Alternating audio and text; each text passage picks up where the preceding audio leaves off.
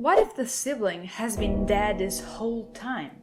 What if the one we met is just a puppet and the real twin is actually the third descender?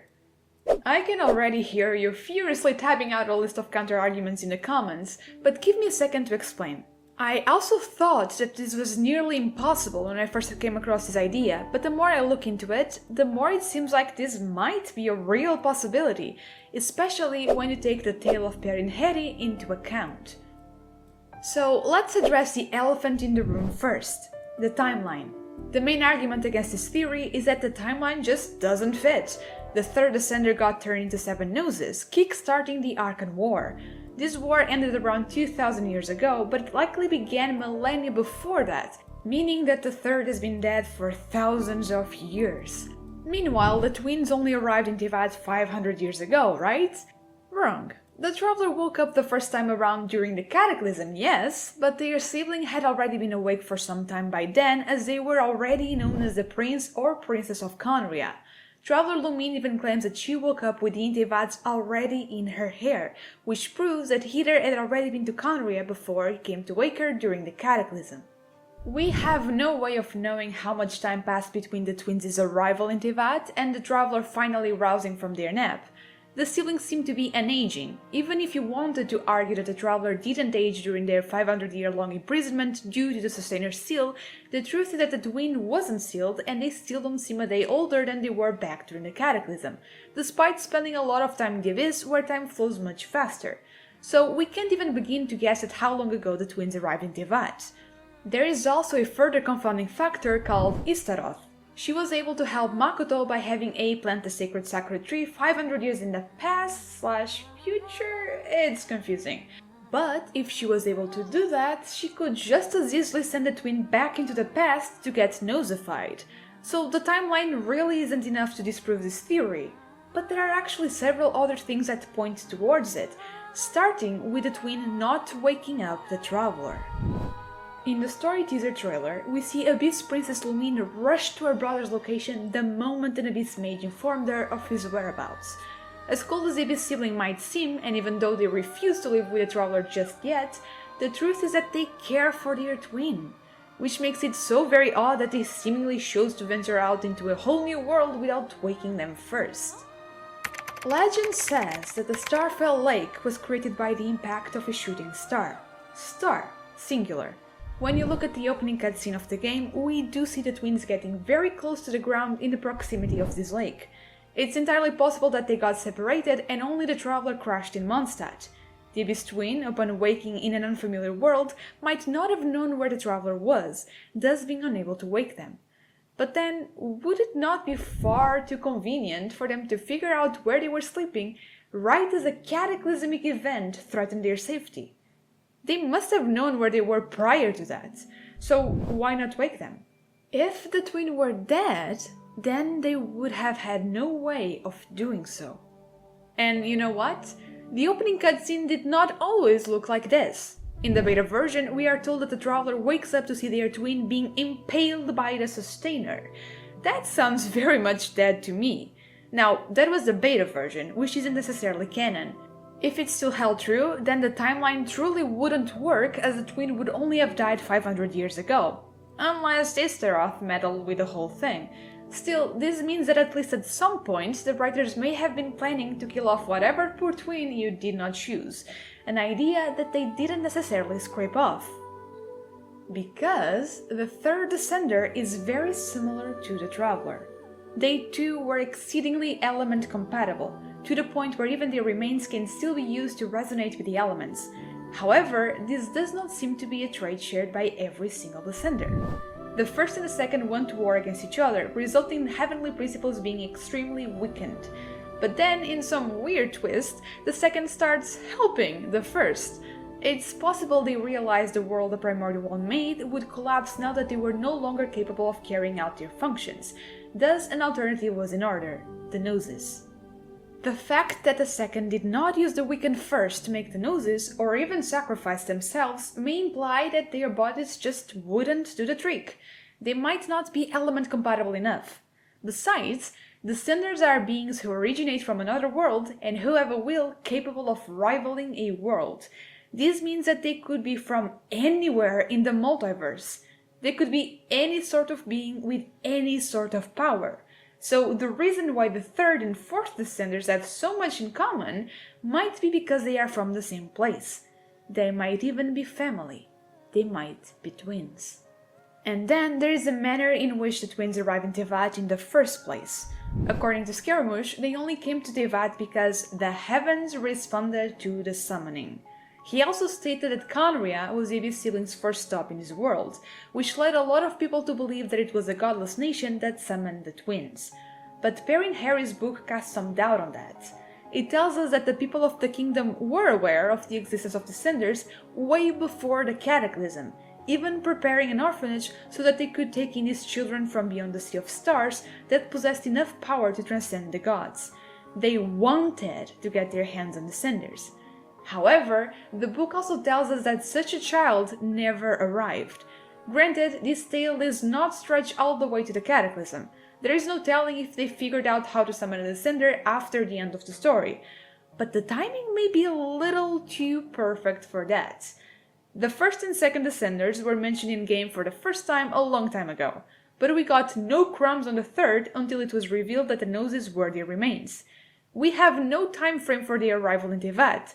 All that we know is that, after the first and second were done throwing hands, they were conveniently there to serve as a sacrificial lamb. It makes me wonder if it could have actually been Celestia who summoned the twins specifically so they could create the gnoses. Regardless of how the twins first found themselves in Tevat though, the fact is that the people of Conria could tell regular Outlanders from Descenders. Like René once said, not everyone who hails from beyond the Sea of Stars has a will capable of rivaling a world. Perrin Harry himself was someone who drifted into Conria from beyond the Sea of Stars, but who did not qualify as a Descender. But Clothar sure sounded like he was describing a Descender when he talked about the Abyss Sibling. After all, he called them the Abyss. The exact connection between Descenders and the Abyss isn't clear yet, but its existence has been hinted at several times. For one, Descenders aren't recorded by Irminsul, where fate is carved, and thus are free to decide their own destiny. Similarly, when Caribert was overtaken by abyssal power, he became the loom of fate and gained the ability to rewrite his destiny. When talking about this ritual of soul refinement, René also interprets the first line to mean that one should sink into the abyss to be reborn as a holy infant, as a child from another world, a descender. And the Conrians believed that the twin would renew the strength of their nation. The sibling was their hope. They did not go around making every Outlander like Perrin Harry the prince or princess of their kingdom, which means that they saw something special in the twin.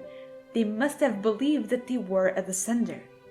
But wait, the Abyss Sibling was recorded by Irminsul until someone messed with the records towards the end of their journey. That means that they can't be a descender, right? Well, not necessarily. In fact, I'd go so far as to say that we really can't trust Irminsul on this one. And that's because it's not just descenders that Irminsul cannot record. According to Nahida, the tree can't keep tabs on anyone who comes from beyond this world, as they are not counted as part of Tevat. This is exactly what led her to believe that the twin must be from Tevat. But the traveler has memories of traveling many worlds with them, so their theory is that either their memories were tampered with, or this world did something to their sibling. The traveler has been called a witness several times because they are one of the only beings whose memory cannot be altered by changes made to Irminsul. Nicole even told them to trust their memories, which means that they must remember their travels alongside their twin correctly. So Tevat must have messed them up somehow, and that means that the beginning of their journey wasn't recorded, as they still wouldn't be counted as belonging to this world. Conria may not even have been their first stop. It's just that their first records pinned them in Conria. It must have been the underground nation that did something to them to get Irminsul to recognize them as belonging to Tevat. Something that happened roughly 500 years ago. Do you know who else is roughly 500 years old? Albedo. Now, Albedo was created after the Cataclysm, but it does share a lot of similarities with the twins design-wise. He has a lot of four-pointed stars or primogems in his clothes, as well as one on his throat. If you played Shadows amid snowstorms, that one definitely gave you trust issues. He even has stylized Primogems that perfectly match the ones on the twins' capes. Coincidence? I think not. You see, Albedo is the result of Rhindaughter's Primordial Human project. He's a synthetic human, different in nature from A's puppets. But A did get her puppet making techniques from Conria, and truly, the way that Scaramouche and the Raiden Shogun operate isn't so different from Albedo. It makes me wonder if the process behind the creation of these three characters might have been similar, and if that same process might have originally been created specifically for the making of puppets. Ones that, just like the Raiden Shogun, were meant to house the consciousness or soul of another being. A being like the twin. René gave us another line from his ritual, you know, the one meant to get your soul to the level of the Descenders. It goes like this. Yo pen, that which lies beneath the Great Sea. Lies beneath the Great Sea is, itself, an interesting phrase. It comes from the ancient Sumer texts and should be read as Narayana, which also means primordial human. So, it seems very possible that there is some connection between Albedo and the Descenders, which maybe shouldn't be a surprise.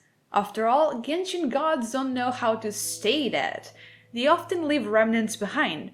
Think of the Tatarigami or the fragment of Makoto's consciousness that she left in the Muso Hichin, or even the abyssal crystal that houses the sinner. Now, I want to make it very clear that I'm not saying that the twin is a sinner. The sinner might be the third Descender, if that isn't a twin, or they might be Deshret or Nibelung or even a character we haven't even heard about yet. It doesn't really matter right now. The point is that whoever they are, their consciousness is contained within the crystal, but they don't appear to have a physical body. The fact that they call themselves a sinner is also really important because that's a title given to those who defy Celestia in some way, like Egeria. Add the Shanes to the mix, and I think it's probably safe to assume that they are someone who messed around with Celestia and found out. Someone who probably got stripped of their body, perhaps through death, and was sealed away. Because the Descenders are beings that transcend gods, it's very likely that their soul/consciousness can also linger after death. So imagine this. The first and second Descenders find themselves in need of creating the gnoses to prevent Tevat from collapsing in on itself, so they summon the twins. They either arrive already asleep, or Celestia puts them to sleep to make their lives a little easier, at which point they pick one of the twins to be their sacrificial lamb. They kill them, use their remains to make the gnoses, and then seal their soul in the abyss. The other twin may very well have been kept asleep in case they ever needed to replace the gnoses, which may be why the Sustainer prevented the twins from leaving during the Cataclysm as well.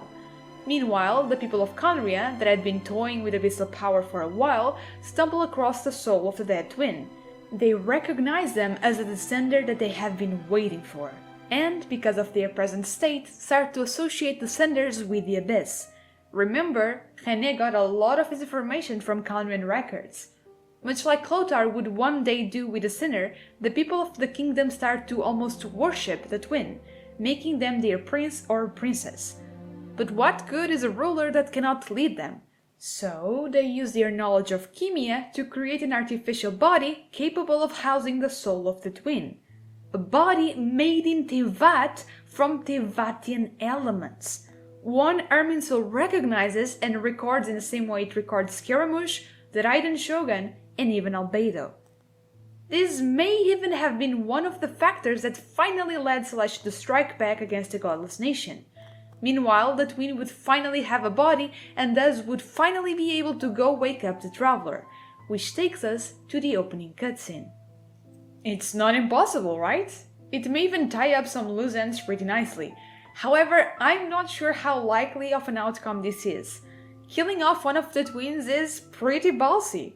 But then again, Hoyo was considering it at some point. Regardless, this is a theory that has really polarized the fanbase. I've seen people discussing it in my comments several times already, so I figured I'd share my 2 cents with you. But it's really up to you to decide whether you believe this theory or not. If there is some piece of lore I forgot to consider that actually does disprove it, or if there is something else that supports it, let me know. I'd love to discuss this further. Anyway, that is all for today. My name is Blue and I'll see you again soon. Safe journey, travelers!